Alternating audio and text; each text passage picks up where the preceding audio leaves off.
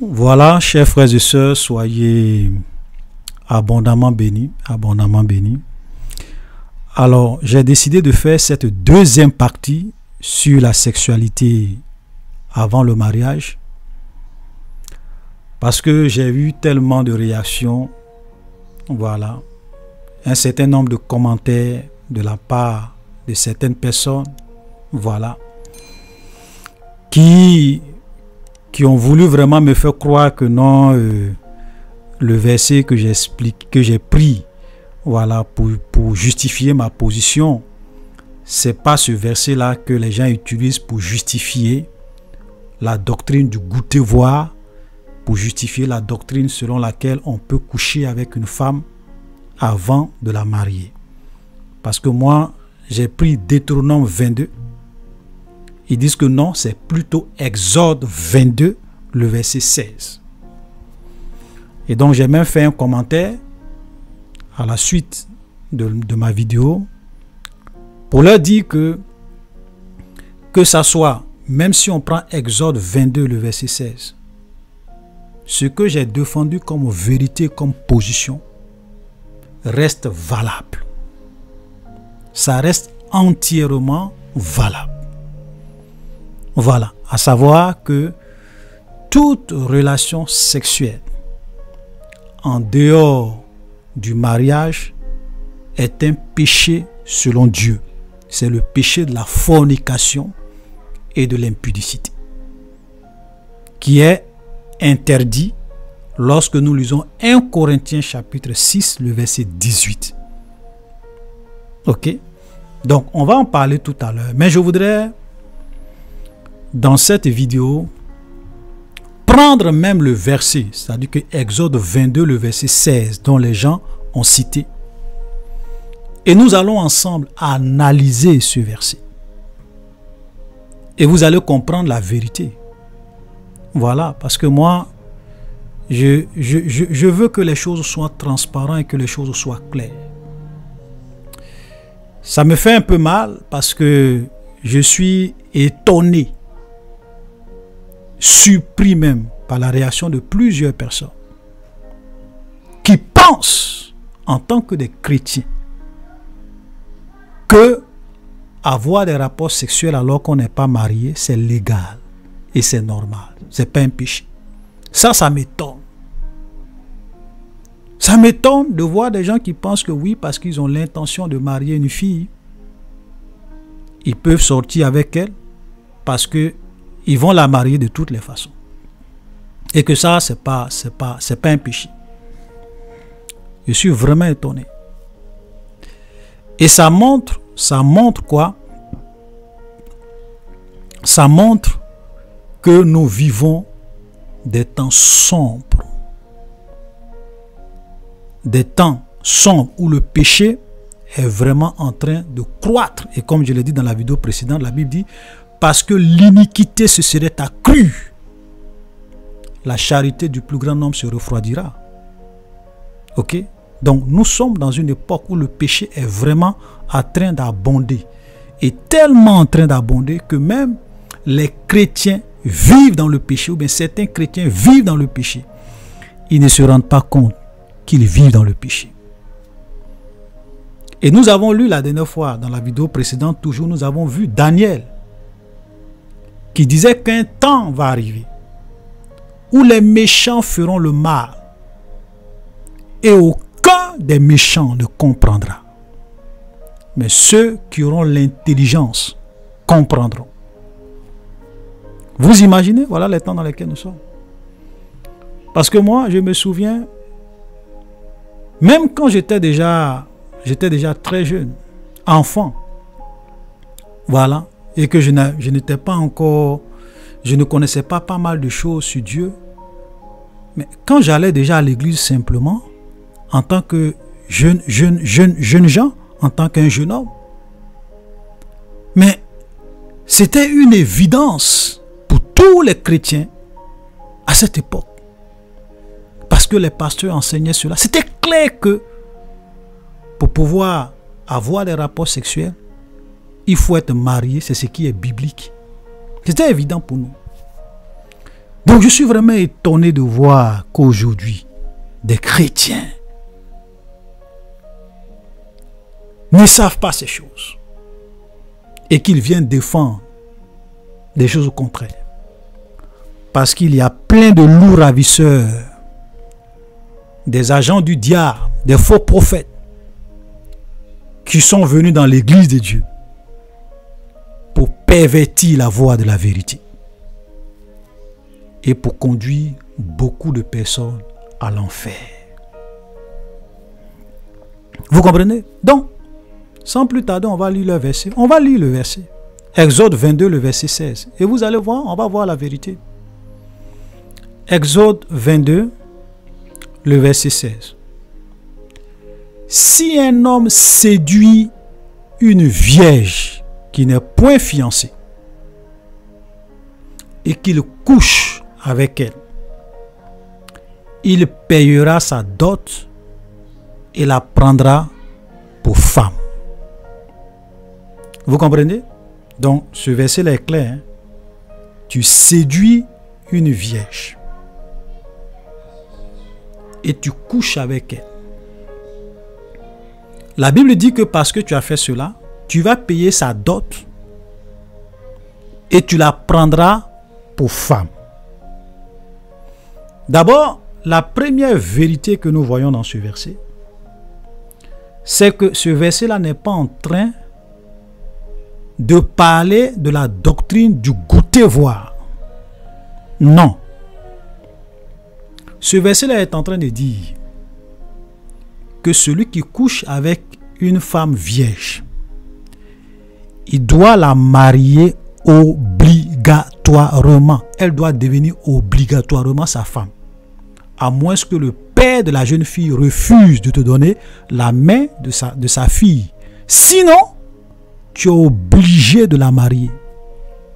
Tu vas payer sa dot et elle va devenir ta femme. Est-ce que ce verset-là, c'est un verset qui soutient la doctrine du goûter-voir? C'est-à-dire que tu viens, tu couches avec une fille pour voir si vraiment elle te convient, et puis si elle ne te convient pas, tu la laisses. C'est ce que ce verset-là dit? Non. Ce verset ne dit pas que si tu couches avec elle, qu'elle ne te convient pas, tu peux la laisser. Non, non, non, non, non. Si tu couches avec elle, tu dois payer sa dot et elle va devenir ta femme obligatoirement. Voilà ce que ce verset dit. Donc, la première des choses qu'on constate, c'est que ce verset-là n'est pas en train de dire que tu peux aller coucher avec une fille et puis, ou bien parce que tu as l'intention de marier une fille, tu vas coucher avec elle et puis si elle ne te plaît pas, tu la laisses. Non. Ce n'est pas ce que ce verset est en train de dire. C'est clair. Et la dernière fois, j'ai lu également Deutéronome 22. Deutéronome 22. Ok. Nous allons aussi lire Deutéronome 22. Cette fois-ci, je ne vais pas lire tout le passage, mais je vais juste lire une partie, voilà, à partir du verset 20. Et là, la dernière fois, je vous disais qu'il y avait deux cas. C'est-à-dire que si tu maries une fille et que tu te rends compte qu'elle n'est pas vierge, qu'est-ce qui se passe? Ok, tu apportes les preuves qu'elle n'est pas vierge. Voilà ce qui se passe en Israël. On dit, mais si le fait est vrai, c'est-à-dire que si la jeune fille n'est pas vierge, vous pourrez lire tout le chapitre 22 ou bien commencer à lire à partir du verset 13 pour bien comprendre le contexte et descendre, vous allez comprendre. Mais si le fait est vrai, si la jeune fille ne s'est point trouvée vierge, on fera sortir la jeune fille à l'entrée de la maison de son père. Elle sera lapidée par les gens de la ville et elle mourra parce qu'elle a commis une infamie en Israël en se prostituant dans la maison de son père. Tu ôterais ainsi le mal du milieu de toi. Vous comprenez? Ça veut dire que toi, tu es une jeune fille, tu t'entends avec un jeune homme, vous avez des rapports sexuels et puis le jeune homme, ou bien il te goûte, le jeune te goûte et puis te dit non, moi, je ne veux plus de toi parce que tu ne me conviens plus. Et toi, la jeune fille, tu ne dis rien. Au lieu de venir dire à ton papa, ah papa, voilà ce qui s'est passé, ce jeune homme m'a séduit, il a couché avec moi, pour qu'on le force à te marier en payant ta dot. Tu ne dis rien, tu viens t'asseoir dans la maison de ton père. Et puis plus tard, tu te maries. Ok? Et le monsieur avec qui tu te maries se rend compte que tu n'es pas vierge. Il n'y a pas de problème. On te fait sortir. Et on te lapide à mort. Parce que tu as commis une infamie en Israël. Tu as commis un interdit en Israël. Parce qu'il n'est pas convenable d'avoir des rapports sexuels alors que tu n'es pas marié dans la maison de ton père. Donc tu t'es prostitué dans la maison de ton père. Et toi, la jeune fille, tu meurs. Frère, c'est pas un jeu. Vous comprenez? Donc, je veux dire, c'est tellement clair que au temps de Moïse, il n'est pas autorisé à une jeune fille d'avoir des rapports sexuels en dehors du mariage. C'est un déshonneur, c'est ce que je disais dans la vidéo précédente. C'est une infamie. Ça fait que n'importe quel homme qui séduisait une jeune fille et qui couchait avec cette jeune fille, la jeune fille va venir dire ça à ses parents. Si le jeune homme ne veut pas la... il va la marier force, il va payer la dot, il va la marier. Ça c'est la première vérité que je voulais vous expliquer. Pour dire que dans tous les cas, que ce soit Deutéronome 22 ou bien ce que j'ai expliqué, il n'est pas concevable en Israël, dans la loi de Moïse, ok, voilà, de marier, de goûter une fille et puis la laisser. C'est pas possible. C'est pas possible. Maintenant, la deuxième chose que nous voyons dans ce texte, quand nous lisons ce texte attentivement, c'est que ici, on n'est pas en train de parler du processus du mariage. Parce qu'il y a des gens qui pensent que oui, le mariage c'est le sexe. Voilà. Les gens pensent que Exode 22:16 est en train de parler du processus du mariage. Ce n'est pas le processus du mariage. On ne te dit pas que dans le processus du mariage, tu dois coucher avec la fille et puis ensuite aller la marier. Ce n'est pas ce que ce verset dit. C'est un cas qu'on présente. On te dit, si ce cas-là se présentait, le cas où tu n'es pas marié avec quelqu'un, tu couches avec la personne, en ce moment-là, tu es obligé de la marier. C'est pour cela qu'on te dit, tu dois aller payer la dot et tu dois la marier obligatoirement. À moins que le père de la jeune fille dise non. Sinon, tu es obligé de la marier. Donc ici, on n'est pas en train de parler d'un processus de mariage. Mais on est en train de présenter un cas. Si ce cas-là arrive, s'il arrive que quelqu'un séduit une jeune fille et qu'il couche avec elle, qu'est-ce qui doit se passer? Comment on règle cette situation? Voilà comment on règle la situation. Il a marié forcé. Mais on n'est pas en train de dire que le processus du mariage selon Dieu, c'est qu'on doit coucher avec une jeune fille, ensuite on va aller payer sa dot, ensuite elle va devenir notre femme. Ce n'est pas ce que ce verset-là dit. Donc, vous êtes grandement dans l'erreur. Tous ceux qui veulent venir justifier ce verset-là en prenant... tous ceux qui veulent venir justifier leur doctrine de goûter voir en prenant ce verset, vous n'avez rien compris. Vous êtes grandement dans l'erreur. Et la dernière fois, je vous ai pris un fait historique. L'exemple de Dina. Ok? Quand, dans Genèse 34, Dina, la fille que Léa avait enfantée à Jacob, sortit pour voir les filles du pays.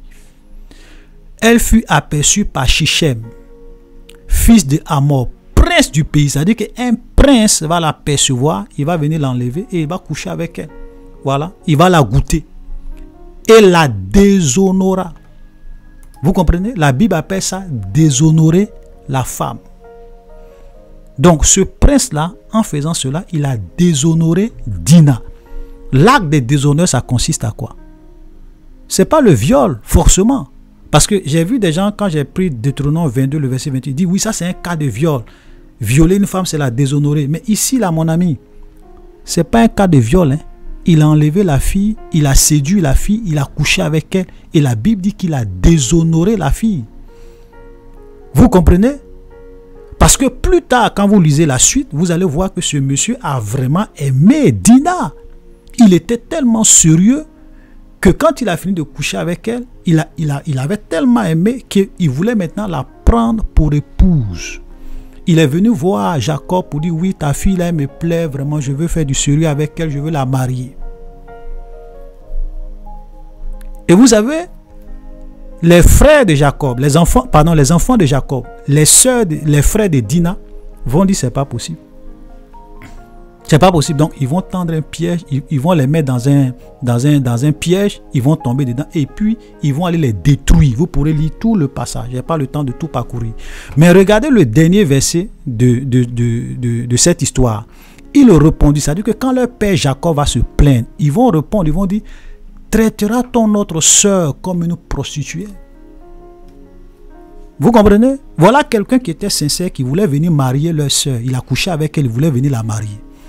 Les gens disent, mais ça ne se passe pas comme ça. Comment toi, tu peux venir traiter notre sœur comme une prostituée? C'est avec les prostituées, on couche avant d'aller les marier. Vous comprenez? Ça dit que dans l'esprit juif, coucher avec une femme, alors que tu ne l'as pas mariée, c'est un peu comme si tu l'as traitée de prostituée. C'est un déshonneur. C'est un déshonneur. Traitera-t-on notre sœur comme une prostituée?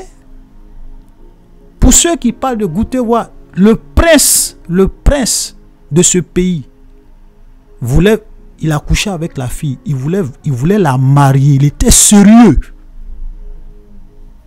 Mais les gens n'ont pas apprécié ça, parce que ça ne se passe pas comme ça en Israël, ça ne se passe pas comme ça. Donc, sur tous les plans, vous êtes dans l'erreur. Voilà, tous ceux qui veulent goûter les jeunes filles, vous êtes dans l'erreur. Donc frère, comme je l'ai dit, cette doctrine qui consiste à dire que oui, parce qu'on a l'intention de marier une fille, on peut coucher avec elle avant le mariage, c'est une doctrine démoniaque, je le répète. Ce n'est pas de Dieu. Faites attention. Faites attention. Ok? Donc, regardez même, quand vous prenez d'autres faits historiques dans la Bible, regardez le mariage de Rebecca et d'Isaac. Ils sont allés payer la dot de Rebecca. Ils sont allés demander la main de Rebecca à ses parents. Et la jeune fille a accepté, ses parents ont accepté. Et elle est venue après la dot et elle est devenue la femme d'Isaac. Voilà le mariage selon Dieu. Vous comprenez? Parce que eux, à leur époque, il n'y avait pas de mariage civil pour dire que c'était des États où on devrait aller devant le maire pour dire oui, oui, non. Pour eux, il n'y avait pas tout ça. Donc, la dot, c'était le symbole que vraiment les parents de la fille sont d'accord pour que tu prennes leur fille comme ta femme. Voilà. Vous comprenez? Donc, le mariage, dans la culture juive, c'était le quoi? Tu payes la dot de la jeune fille et elle devient ta femme. Mais on ne dit pas que le mariage, c'est le fait de coucher avec une femme. Ensuite, tu payes la dot et puis elle devient ta femme. Ce n'est pas ça le mariage chez les juifs. Soyons clairs là-dessus. Vous comprenez? Donc, il faut que ça soit vraiment clair. Cette doctrine n'en est pas de Dieu. Maintenant, il y a une deuxième vérité que je voulais aborder dans ce passage. Parce que, vous savez, j'ai même fait des vidéos sur ça. Comment interpréter la Bible? Comment lire la Bible? Je vous conseille vivement d'aller regarder la vidéo numéro 179. Numéro 179. La vidéo numéro 135 et 136. Où j'ai donné des cas concrets et j'ai expliqué comment interpréter la Bible. Ok? Cela va vous permettre de bien comprendre ce que je vais développer maintenant en quelques minutes. Vous savez, il y a beaucoup de chrétiens qui font l'erreur d'aller prendre des commandements ou des versets dans l'Ancien Testament.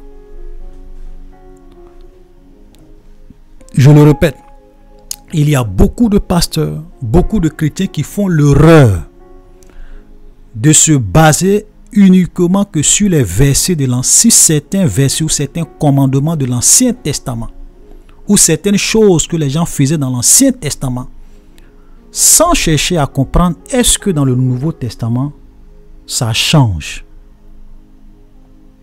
Vous comprenez? Ça change. Parce qu'il y a des choses que les gens faisaient dans l'Ancien Testament. Quand nous venons dans le Nouveau Testament, ça change. Je vous donne un exemple. Ceux qui vont prendre Exode 22:16 pour dire que c'est un droit qu'ils ont, qu'ils peuvent coucher avec une fille, aller payer sa dot et puis elle va devenir... Ça, c'était dans la loi de Moïse. Maintenant, moi, je vous pose une question. Dans cette même loi de Moïse, pourquoi vous ne respectez pas le sabbat? Parce que Exode 20 te dit que tu travailleras 6 jours et tu te reposeras le 7e jour, le jour du sabbat. Et le jour du sabbat, ce n'était pas dimanche, c'était samedi. Est-ce que vous respectez le sabbat juif? Non. Est-ce que dans la loi de Moïse, il y avait des animaux qu'on devrait manger? Il y a des animaux qu'on ne devrait pas manger. Par exemple, le porc, on ne devrait pas manger. Pourquoi vous mangez tout aujourd'hui? Pourquoi vous les chrétiens, vous mangez tout? Pourtant, dans la loi de Moïse, il y a des choses que vous ne devrez pas manger. Pourquoi vous ne respectez pas ça? Vous voyez? C'est pour cela que je dis, frère, nous sommes dans la nouvelle alliance. Nous ne sommes plus dans la loi de Moïse. Est-ce qu'aujourd'hui, si vous trouvez 2 personnes, si vous prenez 2 personnes en train de commettre l'adultère, est-ce que vous pouvez les lapider dans un pays démocratique?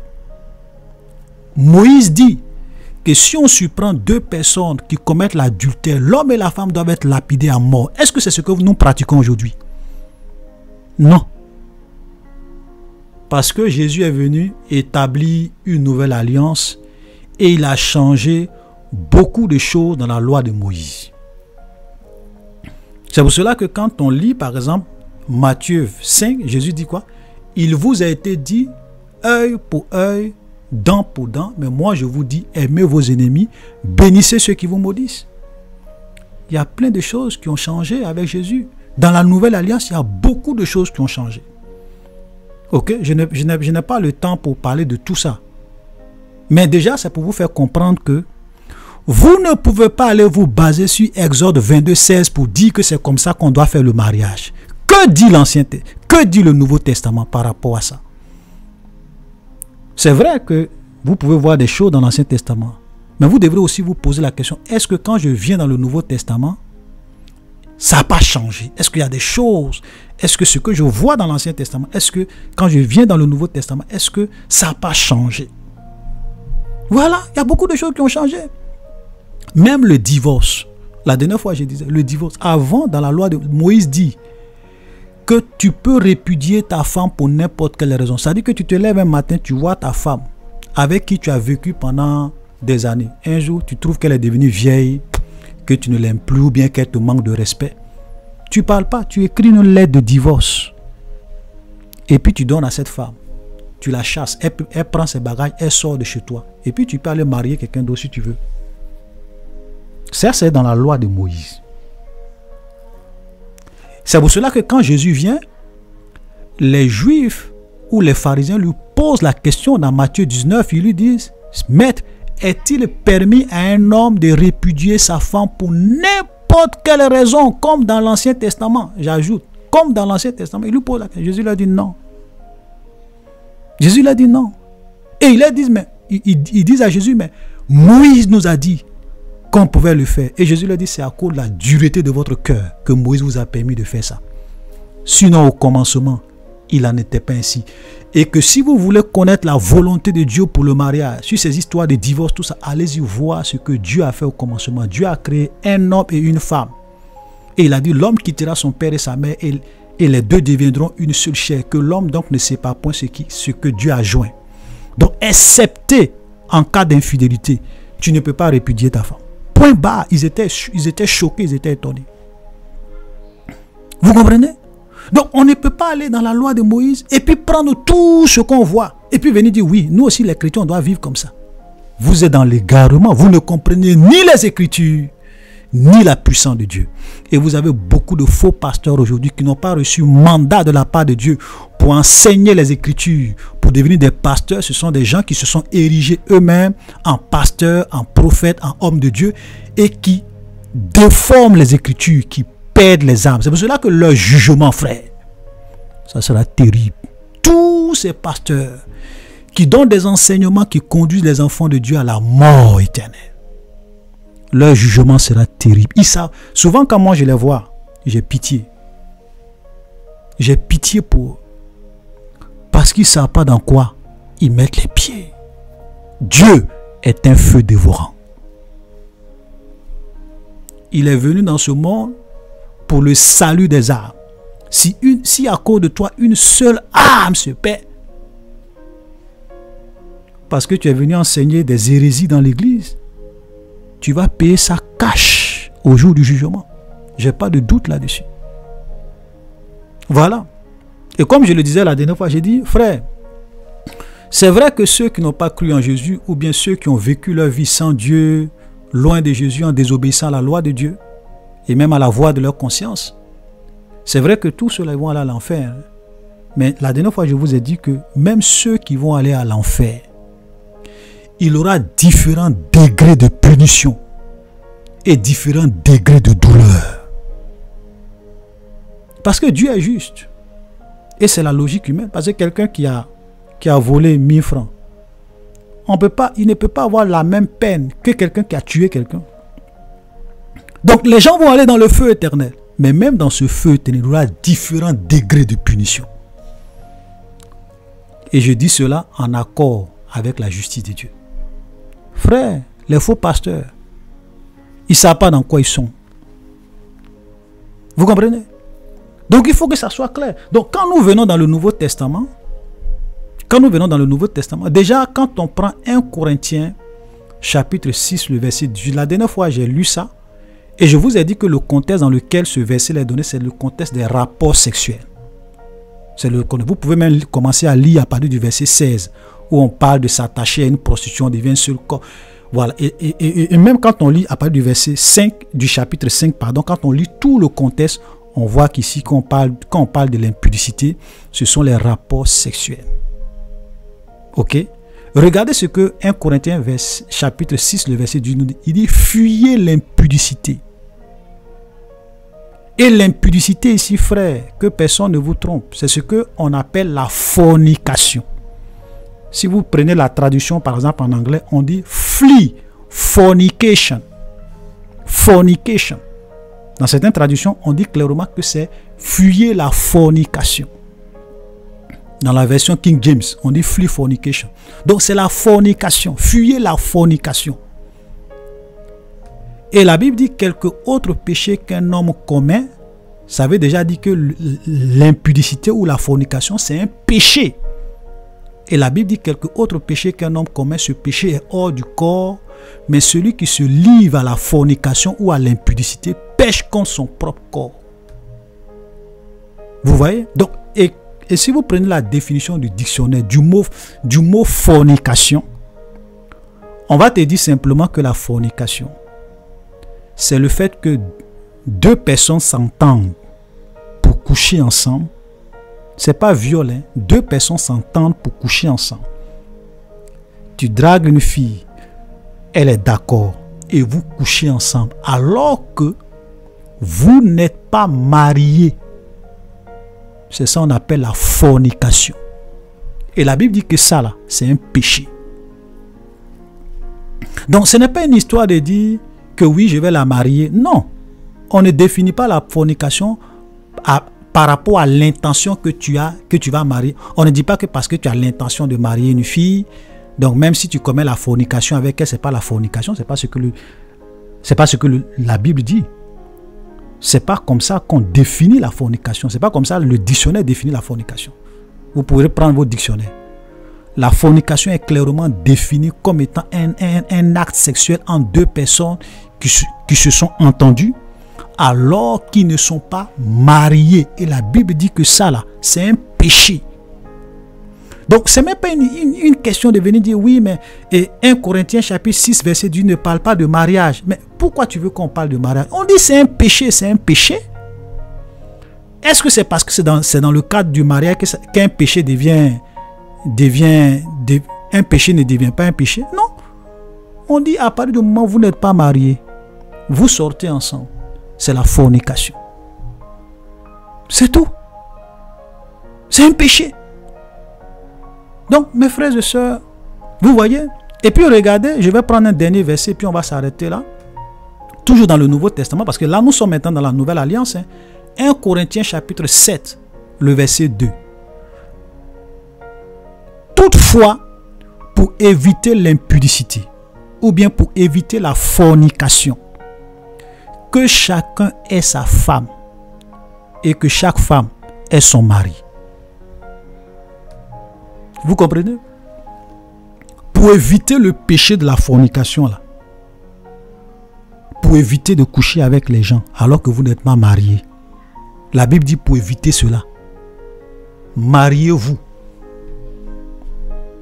Mariez-vous, que chacun ait sa femme. Parce que quelqu'un est ta femme à partir du moment où tu l'as mariée. Sinon, elle n'est pas ta femme. Quelqu'un est ton mari à partir du moment où vous êtes mariés. Tu dis voilà mon mari. Lui aussi dit voilà ma femme. C'est légal, c'est normal. Parce que vous êtes réellement mariés. Mais tu ne peux pas voir ta copine et puis dire que oui c'est ma femme. Ça n'a aucun sens. Tu ne peux pas voir ton copain et puis dire que c'est mon mari. Au nom de quoi? Donc pour éviter la fornication, la Bible dit que chacun ait sa femme et que chaque femme ait son mari. En un mot, pour éviter la fornication, mariez-vous. Mariez-vous. Voilà. Je ne sais pas pourquoi les gens veulent se compliquer la vie. Tu dis tu aimes la fille. Elle aussi elle t'aime. Mais au lieu de faire du goûter voir, mariez-vous. Et puis vous pouvez goûter de n'importe quelle manière jusqu'à ce que la mort vous sépare. Mais tant que vous n'êtes pas marié là, la Bible dit il n'y a pas goûter. C'est un péché. Il faut que ça soit clair. Il y a des gens, et puis ce qui même est encore étonnant, c'est le fait qu'il y a des gens qui veulent lier, qui veulent définir le mariage comme étant l'acte sexuel. Frère, soyons sérieux. Quand je vais lire un verset, 2 Chroniques chapitre 11, le verset 21, dit ceci. Roboab aimait Maaka, la petite fille d'Absalom, plus que toutes ses femmes et concubines. Il eut 18 femmes et 60 concubines. Maintenant, moi, je vous pose une question.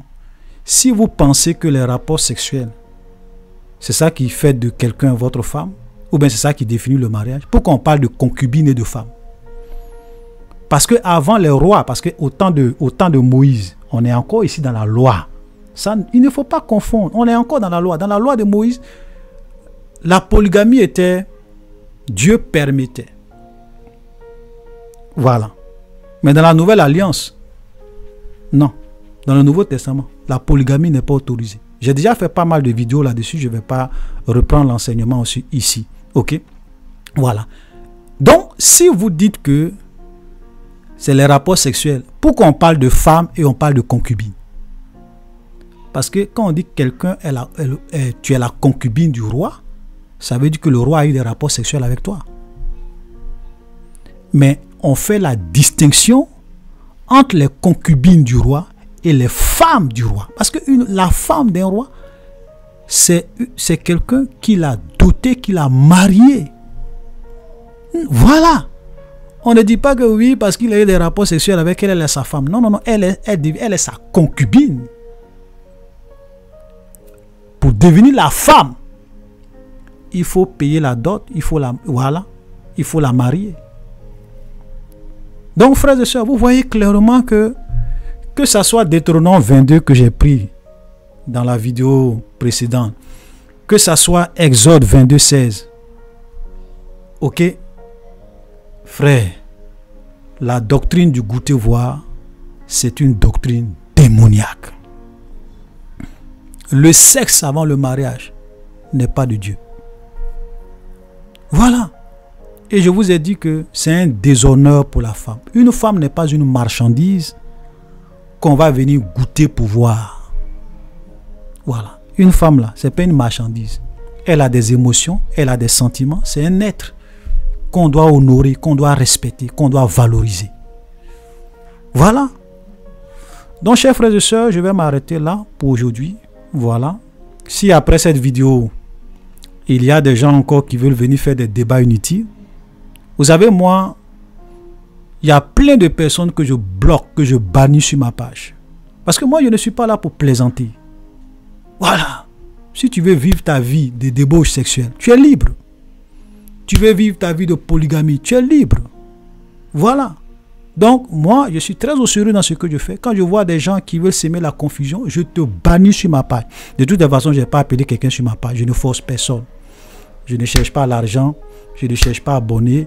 Je ne cherche pas vue. Voilà. Même s'il y a 10 personnes qui sont sérieux, qui veulent connaître la parole, on leur prêche. Voilà. On ne cherche pas à être populaire, on ne cherche pas à faire buzz. Ça ne nous intéresse pas. Voilà. Donc, ceux qui ont les disputes de mots, qui aiment discuter, alors qu'ils ne comprennent pas les Écritures, moi, je n'ai pas le temps pour eux. Voilà. Moi, j'ai très bien aimé un frère qui m'a appelé. Voilà, quand il a vu ma vidéo sur le sexe avant le mariage, il m'a appelé. On a échangé et il a compris. Parce que j'ai réussi à lui faire comprendre que voilà ce que la Bible enseigne. Voilà. Et que sa conception du mariage n'est pas juste. Voilà des gens avec qui moi je vais discuter, des gens qui veulent comprendre. Voilà. Donc, chers frères et sœurs, soyez bénis et à la prochaine.